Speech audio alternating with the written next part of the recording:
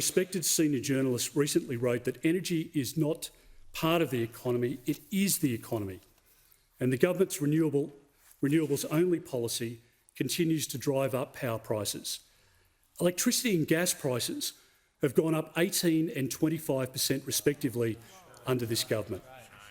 You can see this rise in your household power bills. But the energy bills of farmers, of businesses and manufacturers have also skyrocketed.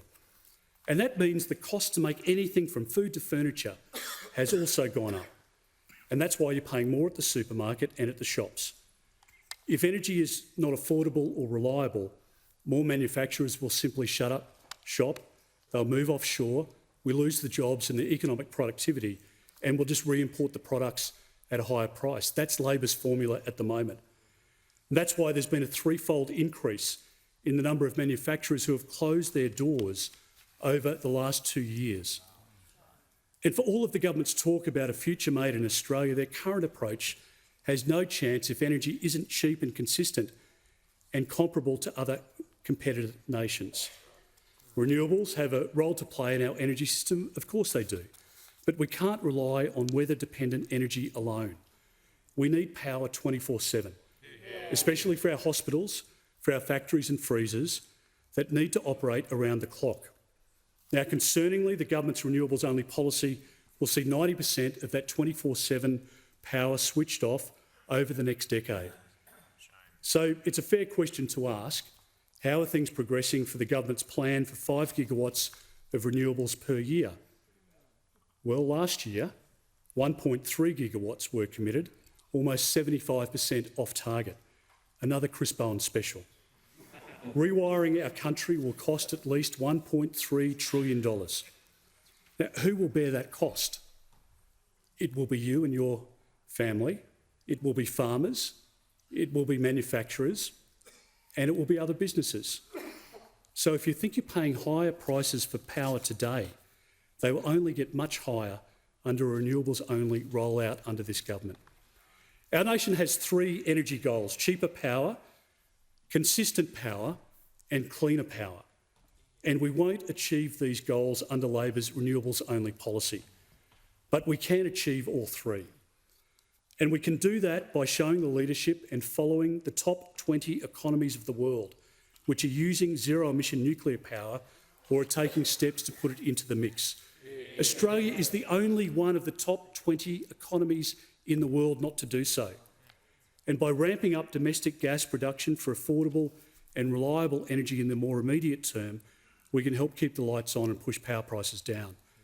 After 2 years of interventions into the gas market, skyrocketing prices and repeated warnings of shortfalls, Labor's new gas strategy is just words on paper. There's little chance of Labor bringing new gas supply into the system because it's ideologically opposed to gas and it's more worried about winning votes from the Greens in inner-city seats than it is worried about people living in suburbs or in regional towns around the country. Unlike Labor, a coalition government will speed up approvals, unlock gas in key basins like the Beetaloo, defund the Environmental Defender's Office, which is halting vital projects through lawfare, ensure gas is delivered to where it's needed by reinstating the National Gas Infrastructure Plan, and commit to an annual release of offshore acreage for exploration and development in the Northern Territory and Western Australia. On nuclear power, some 50 countries are exploring or investing into zero-emission, next-generation technologies for the very first time. We hold the largest deposits of uranium on the planet. You have to ask yourself the question, does the Prime Minister and Minister Chris Bowen have it right? Or is the rest of the developed world just doesn't know what they're talking about? I mean, ask yourself that question. Would you side with Anthony Albanese and Chris Bowen or the rest of the developed world? It's a fair question, and I think most Australians know the answer to it. The government have ordered nuclear-powered submarines, so it raises a reasonable question: why is the technology safe for our submariners but unsafe for our citizens? Because of nuclear power, residents in Ontario, Canada, pay up to a quarter of the cost of what some Australians pay for electricity. With nuclear power, we can maximise the highest yield of energy per square metre and minimise our environmental damage.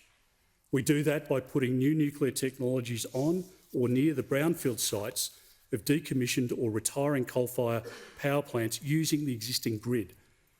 There's no need for all of the proposed 58 million solar panels, almost 3,500 wind farms and 28,000 kilometres of new transmission poles and wires. Bob Hawke was a strong Labor leader who strongly supported nuclear power, as does John Howard, along with the Australian Workers' Union and many others who have a vision for the future of our country, including some 65% of Australians aged 18 to 34 years of age. Making Australia a nuclear-powered nation is right for our country and will secure a future of cheaper, consistent and cleaner electricity. We need the right policy for you and for our nation.